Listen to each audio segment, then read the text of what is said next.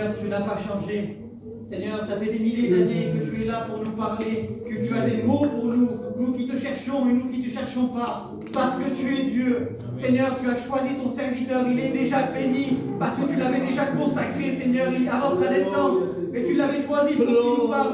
Aujourd'hui, Seigneur, un seul mot peut nous libérer, un seul mot. Dans le nom de Jésus-Christ de Nazareth, que nos chaînes soient brisées, Seigneur, que la parole fasse de l'effet dans nos cœurs, pour ta gloire, Seigneur, dans le nom de Jésus-Christ, manifeste ta puissance, manifeste qui tu es à travers lui, Seigneur, dans le nom de Jésus-Christ de Nazareth. À toi soit la gloire, Jésus. Notre Père, notre Dieu, nous te célébrons, nous te bénissons, mon Maître. Là vient le moment le plus important, Dieu, le moment où toi tu dois parler. Des hommes, Seigneur Christ, ont venu pour te saisir. Et ils sont retournés, ils ont dit, jamais homme n'a parlé comme cet homme. Ce soir, nous ne voulons pas écouter le frère. Nous voulons qu'il soit un instrument entre tes mains. Nous voulons que tu parles à travers lui. Nous savons que tu es le Dieu vivant, le Dieu qui fait tomber les chaînes, le Dieu, Seigneur, qui Santo Dieu, Seigneur, glorifie-toi, Seigneur. Toute la gloire est à toi. C'est en ton nom. Amen. Amen. L'église dit Amen. Et lui joie dans mon cœur d'être au milieu de vous. Je remercie Paul et l'église de m'avoir invité. Lorsque il y a la présence de Dieu, nous sommes vivants. Alléluia. Il y a une salle d'attente. Alléluia. Il y a divers besoins. Ce soir, il y a divers cœurs. Et chacun ce soir a besoin de morceaux de pain. Je suis avec vous, je me prêche la réalité des choses. Moi aussi, j'ai besoin d'une part. Alléluia. Il a besoin de la grâce de Dieu. Vous savez, le dernier frère qui a témoigné, le frère Tony, il vient de loin. Lorsque j'étais chez moi, j'étais une réunion de jeunesse. Et je faisais un message de jeunesse. Et l'Esprit parlait dans mon cœur. Il m'a dit, Ismaël, tu compteras les brebis. Il m'a dit, tu compteras une par une. Il en manquera une.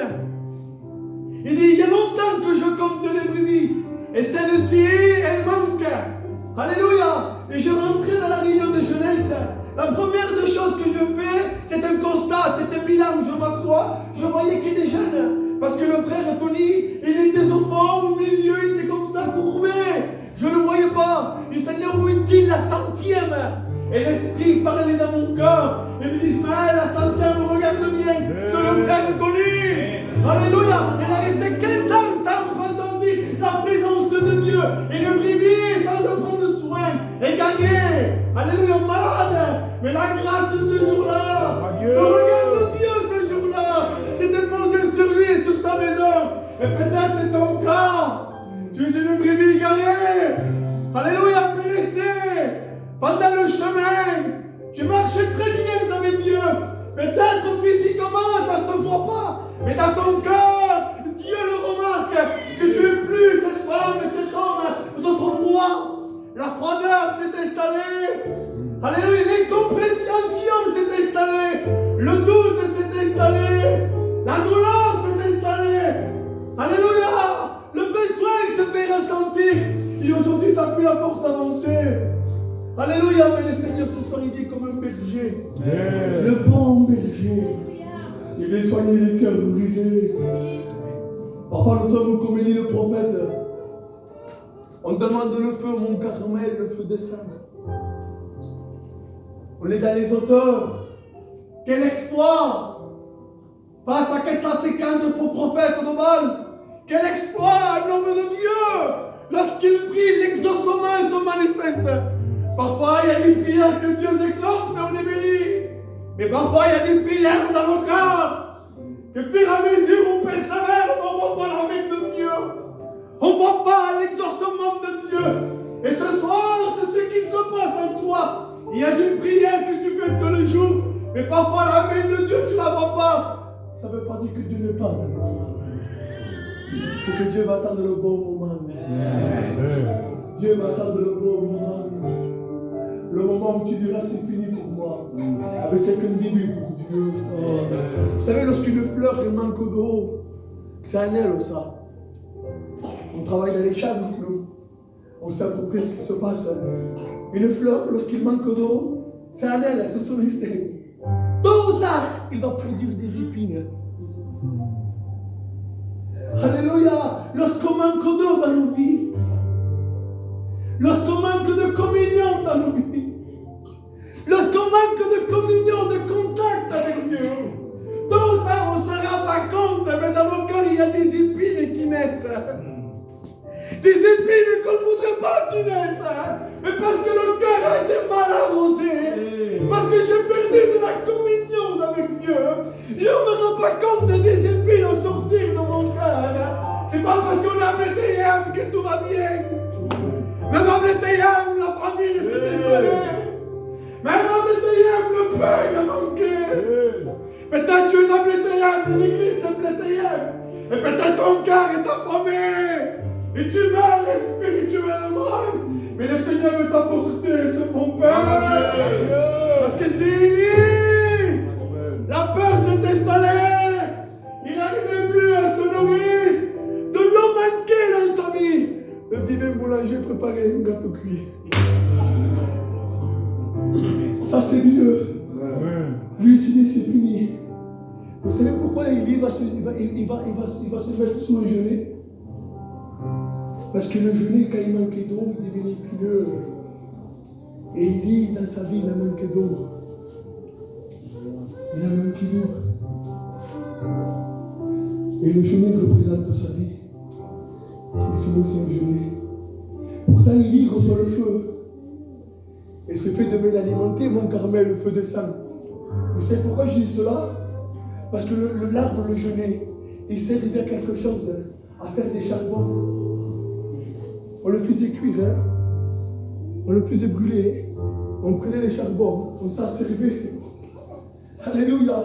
Et il dit, le feu descend. Et spirituellement parlant, il dit, c'était ce charbon spirituel de Dieu. À ce moment-là, il devait brûler. Mais parce qu'il a pas su alimenter ce feu s'est éteint. Et il va s'endormir sur le genou. Vous savez ce qu'il dit, la première des choses, je me suis arrêté là, Salomon. Parce que j'ai regardé, j'ai feuilleté. Lorsque Dieu le parle, parce qu'il dit dans son cœur, il veut mourir spirituellement. Vous savez ce qu'il dit, il dit à Dieu? Il dit, Seigneur, il veut mourir. Vous savez pourquoi? C'est la montagne. Il dit, je ne suis pas meilleur que mes pères. Il dit, je ne suis pas meilleur que mes pères. Mais je regardais un peu la Bible, quand est-ce que Dieu lui a dit de devenir meilleur que ses pères?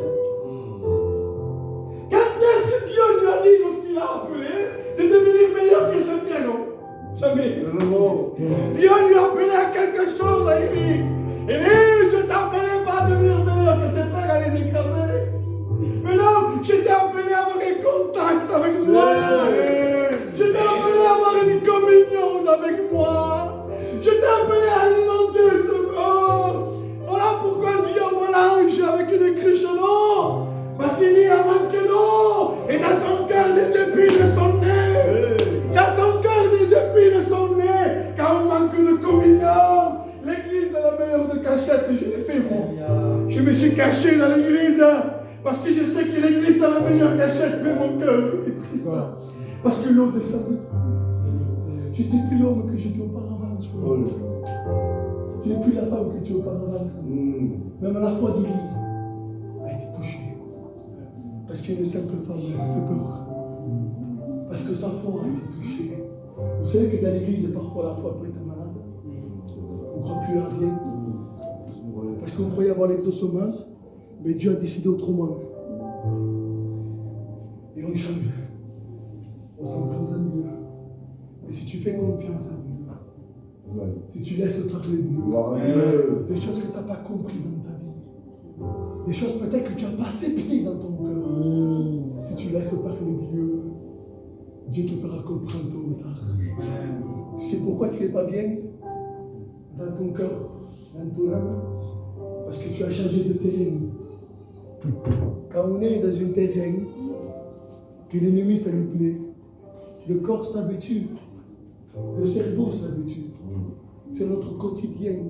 Mais lorsqu'on traverse le pont de la croix et qu'on va dans un autre terrain que Dieu t'a appelé, le corps n'est plus habitué. Le quotidien n'est plus le même. La présence de Dieu descend et le corps n'est pas habitué. Et la chair te fait la guerre et c'est pour ça que tu es troublé. Mais je te dis quelque chose, confie-toi en lui. Cache-toi en Jésus. Cache-toi en Dieu. Et Dieu va te bénir. Il demande la mort et il s'endort. Parfois, même à l'église, on peut s'endormir sans mort. Tous les cieux, c'est mal. Même à l'église, on peut s'endormir. J'ai resté un mois sans prier pour mon cœur ce soir. J'ai resté un mois sans lire la Bible. Alléluia. Dieu soit glorifié. Mais il y a eu ce moment comme l'ange. Il vient me réveiller. Ce soir, tu as besoin que Dieu te réveille ce soir. Amen. Alléluia. Tu as besoin que Dieu te réveille ce soir. Parce que je te dis quelque chose, ce n'est pas ta place de t'assommir, de dormir. Ta place est de rester debout et attendre le retour de Jésus. Peut-être tu n'as pas la force, tu es semblable à cette veuve. Alléluia. Lorsque le créancier frappe à sa porte. Alléluia, il mène à ses enfants. Cette femme, il appelle Élisée. Il dit Élisée, le créancier est venu. Il veut s'en prendre à mes enfants pour en faire des esclaves. Vous savez ce qu'il fait Élisée? Il va frapper dans la porte des voisins. Alléluia, dans l'épreuve, tu as besoin de frères et sœurs. Dans l'épreuve, tu as besoin des épaules. Dans l'épreuve, tu as besoin de mains. Tu as besoin de frères. Entoure-toi des frères. Entoure-toi des sœurs qui t'emmènent vers le haut. Alléluia. Que Dieu soit glorifié. Que tes frères deviennent des escaliers. Vous savez ce qui m'a plu dans la Bible de Salomon? Je m'éloigne et je reviendrai s'il faut. Il m'a plu ce verset Paul. Oh, il m'a plu. Il dit que Saül n'était pas bien, il était tourmenté. Saül était tourmenté. Il dit ce serviteur, il y aurait pas-il quelqu'un qui s'est touché dans la harpe? Il y a un serviteur, on ne connaît pas qui c'est. Dans la Bible, j'ai cherché, je n'ai pas trouvé son prénom. Une porte s'ouvre dans l'ombre. Une porte s'ouvre dans l'ombre, dans le service. À vouloir dire un prince dans un palais de roi, c'est ça. Vous savez ce qu'il dit lui? Il regarde son cœur, j'imagine un peu l'histoire au moi. Regarde, la proposition est là, mais lui il ne se sent pas capable. Il faut des frères d'humilité. Vous savez ce qu'il dit? Il dit, j'ai vu un fils d'Ésaïe. Gloire à Dieu. Alléluia. Il dit, j'ai vu un fils d'Ésaïe. Mais pourquoi tu n'as pas parlé pour toi? Une porte dans l'âme s'ouvre. Un avenir pour toi il s'ouvre. Et l'esprit parler dans mon cœur. Et me disent, mais dans l'église, c'est ce cœur que je cherche. Des cœurs humiliés, qui savent élever ses frères, qui savent élever ses sœurs. Il dit, il y a une fille d'Ésaïe, c'est un guerrier. C'est un guerrier. Oui, c'est lui qui c'est un guerrier. Voyez-vous que quelqu'un est choisi de Dieu. Mais quelqu'un est à part. Que personne ne prête attention. Même Ésaïe ne le regarde pas. Mais Dieu l'a vu. Il s'insère d'un petit pour le mettre à l'autre. Vous savez ce qu'il fait David? Il descend. Alléluia. Il y a la laisse. Alléluia. Ésaïe, il met une cruche de vin. Il met du pain. Il dit, vas-y, descends. Ça m'a plu ça. Qu'est-ce que ça m'a plu, Seigneur? Je reviens au message, mais je l'ai dans mon cœur. Je me regarde prêcher ce soir. Il descend. Il fait quelque chose de Paul. Au chapitre 16, il descend. Au chapitre 19, il y a Goliath. Au chapitre 19, Saül il dit, prends mon armure. Et David il dit non. Il dit, Seigneur, pourquoi Saül lui donne l'armure? Parce qu'il connaissait que David, pendant les 3 chapitres, il les a portés. David les a portés au chapitre 16. La nuit dit que David porta les armures de Saül. Mais pourquoi ici devant Goliath tu le refuses? L'esprit a parlé de mon cœur. David était quelqu'un d'humilié. Un cœur selon Dieu. Lorsqu'il était question de aider Saül, je suis là au chapitre 16. Je t'aide Saül. Quand tu as besoin d'une épaule, je suis là. Au chapitre 19, non, c'était pour enlever sa royauté. Et là, j'imagine un peu David, l'esprit parlait dans mon cœur.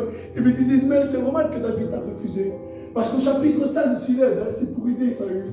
Mais lorsqu'il refuse, c'est parce qu'il ne veut pas prendre sa place. Alléluia! David ne veut pas prendre la place de Saül. Aide ton frère. Aide ta soeur. Amen. Ne lui lève pas sa place. Gloire à Dieu. Aide ton frère. Fais comme on a dit. Aide ça et lui. Mais ta place, je ne la lèverai pas. On a besoin d'humilité. Et il dit donc, vous savez ce qu'il fait? Là, je descends Marc. Il lui donne une cruche d'eau, bois. Et du pain cuit. Un gâteau cuit. Il dit, mange. Il mange. Là, ici, il dit, bois. Et mange. Alléluia. L'eau, c'est la bénédiction. Amen. Combien de fois on a été béni? Parfois, je suis oublieux. J'oublie les bénédictions. Et aujourd'hui, j'en demande encore. On oublie aujourd'hui. Plus on a, plus on en veut. Mais avec Dieu, il faut se contenter de ce qu'il nous donne. Parce que le peu de Dieu vaut mieux que la richesse du monde. Amen. Mais la deuxième fois, lorsqu'il descend, vous savez quelque chose? J'ai dit, Seigneur, l'ange, combien de temps il a attendu pour le réveiller pour la deuxième fois? On ne sait pas.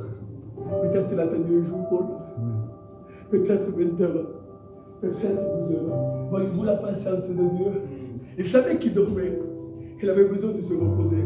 Si ce matin, Chiqueté va travailler, il manque du vignon, c'est fini. Mais pas Dieu. Alléluia! Mais pas Dieu! Dieu, il donne de l'eau, il donne un gâteau cuit, il s'endort. Il faut dire qu'il est à se mettre debout. Ça y est, Seigneur, je supporte maintenant. Il sait qu'il est faible encore. Il le laisse se reposer. Et la patience de Dieu, la Bible dit que Dieu use de patience envers nous. L'Éternel use de patience. On ne sait pas le temps qu'il a mis pour le réveiller pour la deuxième fois. Mais Dieu, lorsqu'il attend, il va la deuxième fois. Et il le réveille. Alléluia! La première fois, il a dit bois. Il mange. Et la deuxième fois, il dit pas ça. Lorsqu'il le réveille, il a dit puis bois.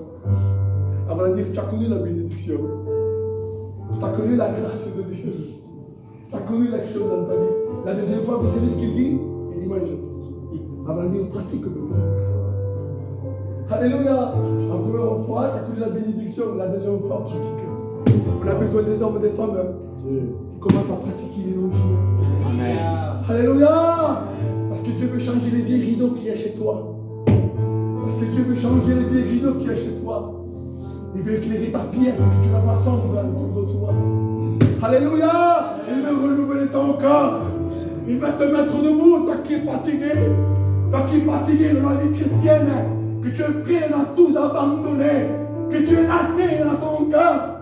Même tu as oublié de prier ce matin. Et tu es déstabilisé dans ton cœur. Tu es fatigué, je dis quelque chose de ce soir, le Seigneur. Il veut te donner un coup de pouce. Il veut te donner un coup de main. Il veut te dire, ne fais un pas de plus. Je suis avec toi. Prends courage, mon frère et ma soeur. Alléluia. Reprends la prière d'autrefois. Reprends la lecture d'autrefois. Parce que je suis avec toi. Le regard de Dieu sont sur toi. Peut-être tu te sens abandonné, exclu. Mais je te dis quelque chose que tu n'auras pas l'amour de Dieu. On ne peut pas exprimer l'amour de Dieu sans moi. On ne peut pas décrire l'amour de Dieu. Alléluia. Aujourd'hui, ils ont mieux les mettre en matière sans tout faire. On a besoin de revenir. Alléluia. Qui c'est qui a besoin de Dieu? On va fermer nos yeux. On va fermer nos yeux. Alléluia. Gloria a Dios, Espíritu Santo. Va chercher la présence de Dieu. Repasse le message dans ton cœur. Une simplicité.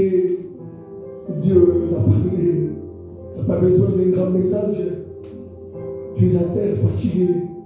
Tu as besoin que quelqu'un vienne avec une main tendue. Tu sembles à cet homme qui descend de Jérusalem. Pourtant, Jérusalem, c'est la fidélité. Jérusalem, c'est la présence de Dieu. Jérusalem, c'est la paix, c'est la joie. Jérusalem, c'est la communion. Jérusalem, c'est l'autel, c'est le temple.